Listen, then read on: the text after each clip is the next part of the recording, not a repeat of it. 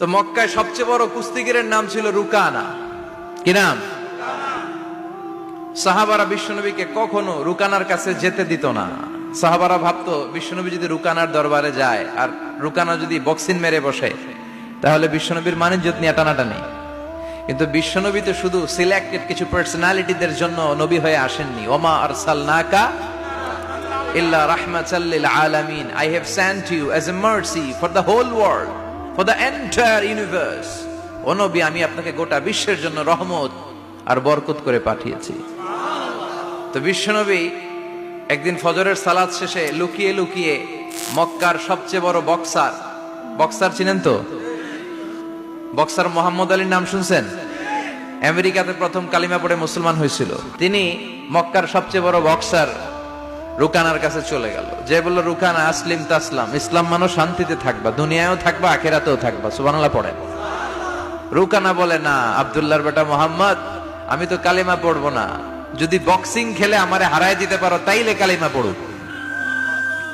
বিশ্বনবী বললেন, আমি তো বক্সিং খেলি না রে বাপ। রুকানা বলল, তাহলে আমিও কালেমা পড়ি না। বিশ্বনবী রাজি হলেন। অবশেষে ভাবলেন, আমি বক্সিং খেললে একজন যদি জাহান্নাম থেকে জান্নাতি হয়, বক্সিং খেললে সমস্যা কই? কি রহমতের নবী, কি অ্যাটিটিউড, কি পজিটিভনেস, কি প্রোঅ্যাক্টিভনেস, অলওয়েজ প্রোঅ্যাক্টিভ। সব সময় ইতিবাচক চিন্তা করতেন। নেতিবাচক চিন্তা কারে বলে বিশ্বনবী জানতোই না। সুবহানাল্লাহ পড়েন। বিশ্বনবী রাজি হলেন। এবার বক্সিং খেলার পালা। রুকানা হাফ প্যান্ট পরে গায়ের মধ্যে জাইতুনের তেল মেখে এভাবে লাফাচ্ছে। আপনারা রেসলিং খেলা দেখছেন? তেল মেখে পজিশন নেয় মারার জন্য প্রতিপক্ষকে। তো বিশ্বনবী তার পজিশন নেয় না, বিশ্বনবী দাঁড়িয়ে আছে। রুকানা বলল, মোহাম্মদ, আমি লাফাচ্ছি, তুমি লাফাও না কেন? তুমিও লাফাও।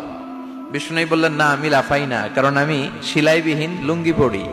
সেলাই ছাড়া লুঙ্গি পরে যদি কেউ লাফায় বাতাসে সতর খুলে যাওয়ার সম্ভাবনা আছে না নাই? কি লাজুক নবী ছিলেন, কেউ বিশ্বনবীর লজ্জাস্থান জীবনেও দেখে নাই।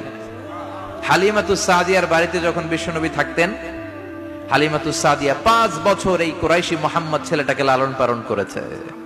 হালিমাতুস সাদিয়া বললে, এই 5 বছরের ব্যবধানে কোনোদিন কুরাইশি মোহাম্মদরে কাঁদতে দেখি নাই। ক্ষুধা পেলেও ছেলেটা কাঁদতো না, ব্যথা পেলেও কাঁদতো না, শুধু লজ্জাস্থানের জায়গা থেকে কাপড়টা সরে গেলে শিশু মোহাম্মদ চিৎকার দিয়ে উঠতো। এবার মারামারির পালা। রুকানা বলে, মোহাম্মদ তুমি মারো। বিশ্বনবী বললেন, তুই মার, কারণ আমি মারলে ওই মায়ের হজম করার ক্ষমতা তোর নাই। বিশ্বনবীর এক হাতে জান্নাতি 40 জনের শক্তি ঢুকায় দিছে কে? তো বিশ্বনবী মাইর দিলে এটাও হজম করতে পারবে? কথা কর, পারবে না। এখন রুকানাও মারে না, বিশ্বনবীও মারে না, খেলাও শুরু হয় না।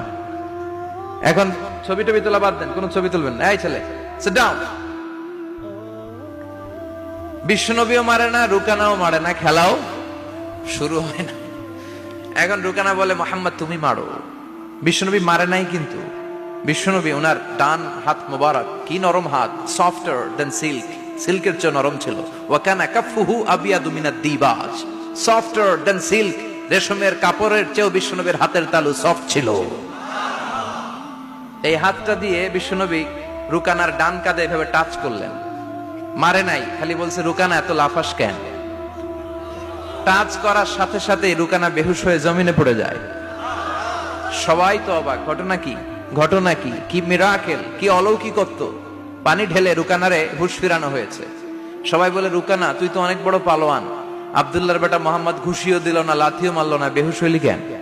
রুকানা বলে, আরে তোরা তো দেখোস নাই, তোরা দেখেছিস মোহাম্মদ হাত দিয়ে ধরেছে, আমার মনে হয়েছে বিশাল পাহাড় এসে কাঁধে চেপেছে। এজন্য ইসলামের অ্যাটিটিউড হচ্ছে ডিফেন্সিভ। আগে মারে না, আগে মারে না, মাইর খায়, কিন্তু খাইতে খাইতে দেয়ালে যখন পিঠ থেকে যায় তখন কিছু মাইর দেওয়ার দরকার আছে না নাই? Defensive attacking system. এমনকি যুদ্ধের ময়দানে বিশ্বনবী বলতেন, খবরদার, সিভিল সিটিজেন যারা আছে, সাধারণ নাগরিক, তাদের গায়ে হাত তোলো না।